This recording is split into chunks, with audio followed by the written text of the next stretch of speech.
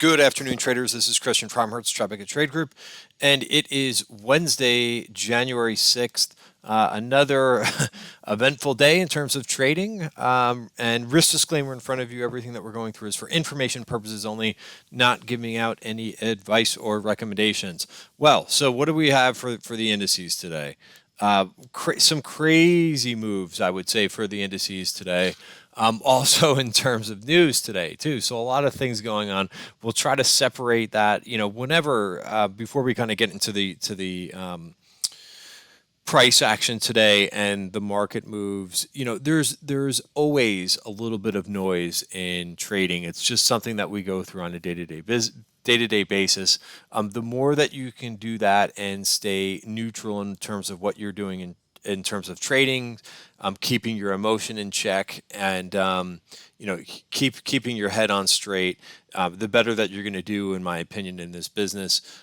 Also, just kind of bear in mind too. One of the things, I've traded through a lot of different situations. Certainly, 2020 was a lot of different things going on, and it's just what we're always dealing with. There's always going to be things outside of the stock market that are going to affect it during that day. It's just something that I've been doing for years and years. It's just something that there's always going to be distractions. So keep in mind what you can control. You can control your risk. You can control your emotions, right? We can't control everything that happens on the tape. So that said, I wanted to say that because, I think that helps some younger traders and so forth. But just interesting in terms of the tape, obviously the small caps were a big mover today, up 4%, and and a lot of different groups.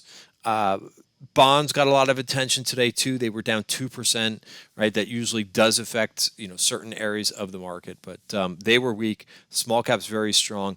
Nasdaq was weak, down 1.4% for the day. We're going to go over a couple stocks that I think look interesting. We'll talk about a couple names that saw option activity. A lot of option activity today, a lot. But looking at the sector performance, right there, and front and center is regional banks. They were up 7.8% for the day. Metals and mining was up 6.2%. The XRT retail was up 4% for the day. Also, if you kind of look further down the list, because I have this sorted for percentage, I'm always interested to know what moved during the day. Overnight market, of course, important, and the overall percentage change for the day, very important. But I like to see where the money kind of flowed a bit after the open. So so I was just going to mention the clean energy stocks, PBW, as well as the solar ETF, which is in here someplace. Colossal days, up 8.7%, and that managed to rally a little bit after the pre-market move too, up 2% during the session. Interesting, before I kind of, to talk about the interest rates, you would think that the home builders, right? Because why don't we start there and just talk about that move in interest rates? Because I do think it's important. It affects a lot of different areas.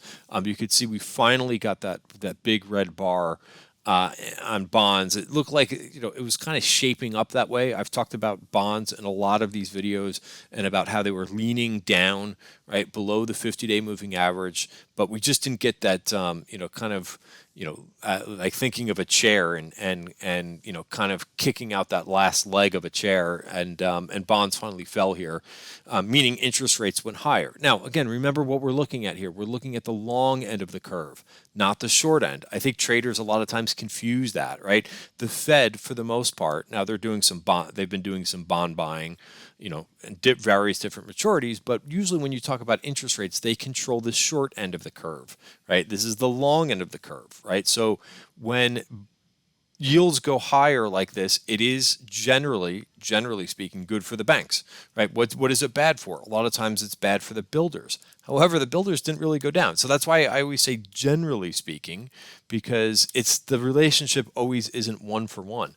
The builders actually held up there and closed very close to the highs of the session. I think, pretty good considering that movement in interest rates. So just something to kind of, take away. We'll look at the KRE. Did take out a Virgin point of control up there. There's a lot more that this thing could take out. Also, if we look at the XME ETF, that is something this is a group that I've been talking about for a while. The metals and mining. one of the things that I said earlier in the trading room is that these groups going up like this, right? If you look at the ETF, right, it's basically the whole groups, right? So you could definitely pick single stocks within these groups, but as an alternative, you could just play the whole sector, right? There's not much difference between, the steel, picking out a U.S. Steel or a Steel Dynamics or a Nucor and playing like, the whole ETF. Maybe you get a little bit of alpha out of some of those names, but really you could get the majority of the move in the ETF. So it's important to note that. That was something that we talked about too when I put together the weekend watch lists for traders, and I talked about how I went long in one of the 20 names that I used for the weekend watch list trade. I had the solar ETF. Now you could pick the Sunrun, and you could pick ENPH, which I traded this week.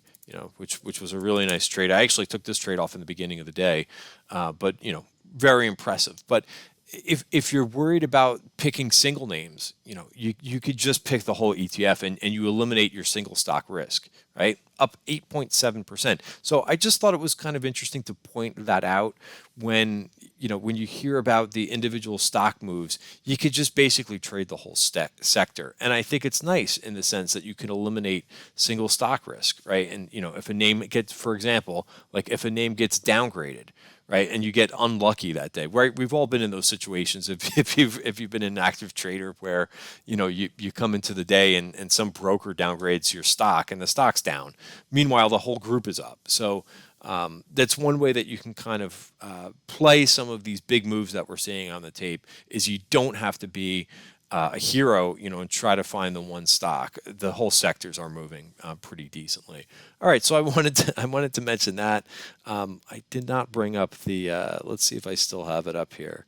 Right, this is our weekend watch list trade, which was up about well over 3% for the day, but ended up so far for the week we're up 2.4%. We're outperforming again for the week. So I do mention this at probably every other video.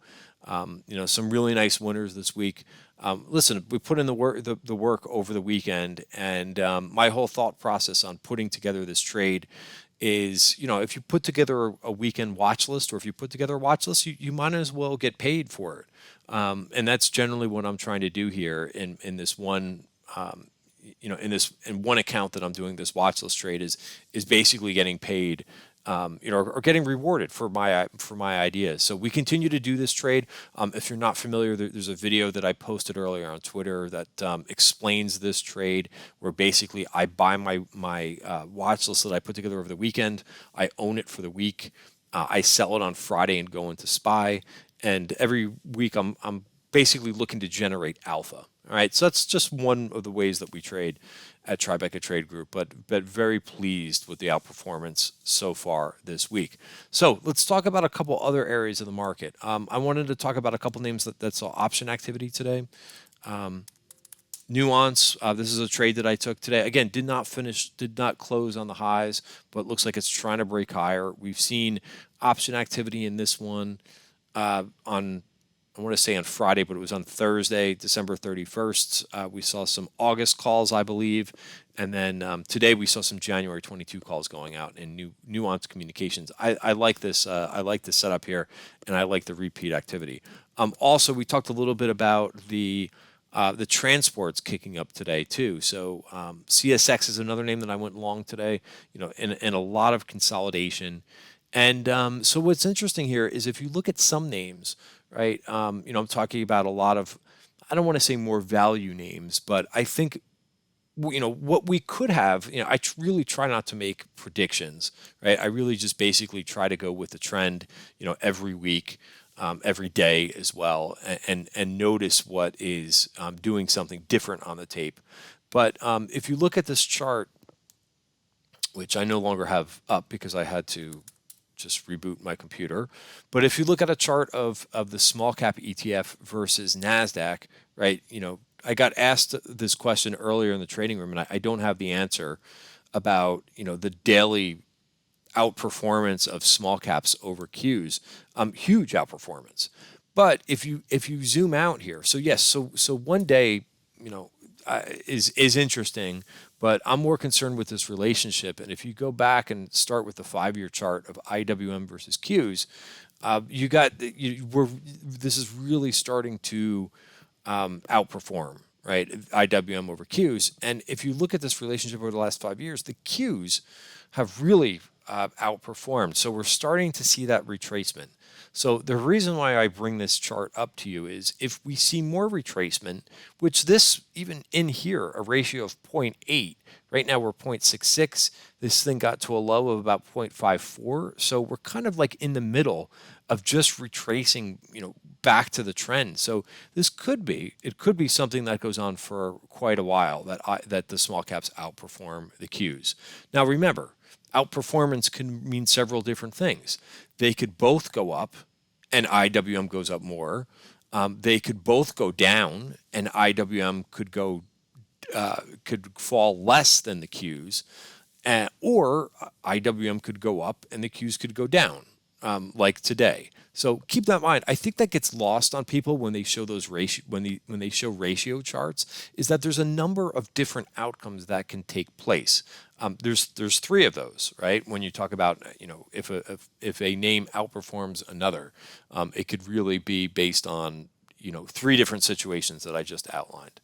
Something to keep in mind. Now, the FANG stocks were weak today, but what I also thought was interesting was how weak some other stocks were. Some stocks have continued to go down, right? So sometimes, it's a fine line between, buying a dip or seeing a name break down. Now, we don't know which one this is going to do, but TTD, for example, the trade desk, very strong name, is basically coming back to this gap up. So we just took out a virgin point of control, so all the way down here at 740. We'll just kind of have to watch, but this could be an interesting setup in the days to come. It's really gone down decently, from about $970 down to 740. So one of the things that I don't like here is that it did break through the 50-day moving average, but it could wind up being a buying opportunity. Something like this too is kind of, as I mentioned, I wanted to go through in this video some names that are breaking down. Nvidia, looked like it had a chance to kind of break higher here. Notice the coiling, and usually when there's decent coiling like this in a very slim or narrow value area, what we could see sometimes is a decent move out of the coiling. Remember what coiling means, by the way, when 3 moving averages are wrapped around one another. So, we have that right now in Nvidia, and it appears to be breaking down. So very interesting that's happening, and what I view as a stronger semiconductor. However, just as I talked about in the beginning of the video, keep in mind, pay attention to what names are breaking down and what names are breaking up. Because you look at a name like Applied Materials, right? It's not in this sense, it's not the whole group, right? I talked about metals and mining, regional banks all moving as one, but look at the separation. Applied Materials, which is another semiconductor, is actually breaking higher. So what I try to do with these types of observances is be as neutral as possible. Listen to what price is telling you, not what opinion is telling you, right? You probably have heard Nvidia. You think it's a very strong company. I think it is too. However, price is telling us that something may be going on that we don't know about, right?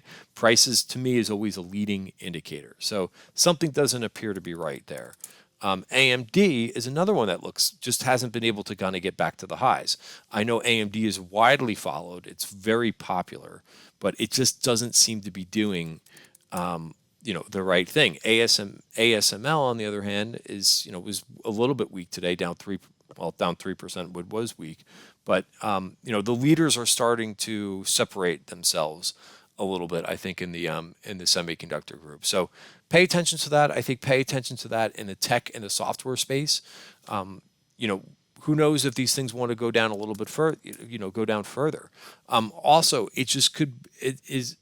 this does happen from time to time. Money just comes out of hot areas and goes into some of those other, areas that are a little bit under owned. So that's kind of the main lesson for the day. And, I'll kind of leave it there because I am on vacation and wanted to keep these videos a little bit shorter. But I think there's plenty of trading opportunities out there. I'm not really, discouraged by, some of the events outside of trading. I think that they're distractions. They're a little bit of noise. The media and so forth, and I'm not saying anything bad here, but they're going to put the stories on that sell, right? Not the stories that we want to see as traders. So you may get some buying opportunities in some names that kind of came in at the end of the day. That remains to be seen. We'll need a little bit more time to see how that shakes out. All right, guys, that's it. Other than that, a really nice trading day. We found some great trades in the room today. And I always go through, my trading blotter. Let's see if I missed any trades, but kind of picked up. Here's what I traded yesterday, because I was skiing yesterday. Very very small, very little trades. Just kind of picked up the trading a little bit today. This RS was a beautiful breakout. This thing closed at the high of the day, up at 131. So this is one that I've been talking about. Really like the chart pattern, tight consolidation, and then a break higher. A couple other ones. I did take that CSX trade. It's also important too. There's so much option activity on the tape. One of the things that I really tried to stress when we're seeing all that type of option activity is just to maintain your discipline, right? Sometimes when everything goes up and when the market becomes a little bit too easy, as it was in the first couple hours of the day, sometimes you tend to kind of relax your rules and your discipline. So be mindful of that. Like I took off a couple trades today because I'm not going to get every single trade to work, especially on the option side, because option trading is difficult. People don't talk about that a lot, but option trading is difficult because you do need two things to go right. Right, you need the price to go in your direction, and you need to time it perfectly too. So I got out of my Bristol Myers calls, a trade that I got into last week, just because I'm seeing some other opportunities on the tape. And I think doing that, if you are seeing some better opportunities and new trades, make sure that you continue to monitor what you have on, so that you're not accumulating positions. Right, that's where things could unravel for you if you do get volatility, in a different direction at how you're positioned. All right, guys, thanks for watching. Have a great night. See you tomorrow.